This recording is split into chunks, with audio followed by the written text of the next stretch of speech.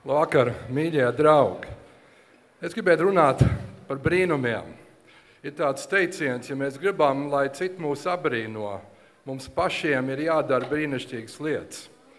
Pirms 21 gadiem pasaule abrīnoja to, ka 2 miljoni latviešu, lietuviešu un igauņu sagāja roku rokā un paziņoja, ka viņi ir gatavi atjaunot savu neatkarību, suverenitāti un demokrātiju.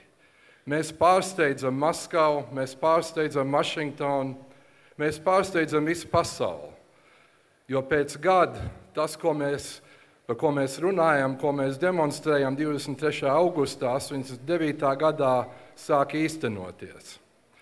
Bet pasauli mums atkal atbrīno. Jo pirms pusotru gadu Latvija bija dziļākā ekonomiskā krīzē, kas varbūt pasaulē ir redzēts. Un tad, kad Valdis Dombrovskis pārņēma valdību, ļoti daudz apšaubīja, vai Latvija paspēs iziet no šo krīzi, mēs bijām bankrota priekšā. Un tagad ir pagājis pusotru gads, un pasaule mūs atkal abrīno, jo mūsu ekonomika sāk apgriezties, mēs sākam izaugt, mēs sākam stabilizēties.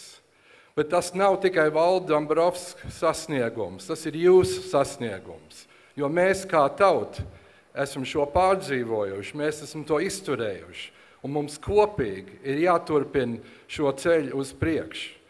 Tikai vienot mēs varam iziet no šo krīzi un turpināt to darbu, ko mēs uzsākam pirms 21 gadiem, lai nodrošinātu, ka tā Latvija, kurā mēs dzīvojam, mūsu bērni un mūsu mazbērni, būs godīga, būs taisnīga, būs brīva, neatkarīga un demokrātiska.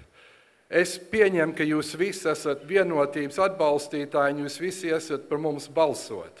Bet es lūkšu jums katram, ejot mājās, runājiet ar draugiem, ar kaimiņiem, ar radiem, un nodrošinājiet, ka ne tikai jūs, bet vēl 10 aiz jums balsos, lai mēs varam kopīgi nodrošināt, ka Valdis Dombrovskis ir mūsu premjeras un ka mēs atkal varam iet to pašu ceļu, ko mēs dibinājām pirms 21 gadiem.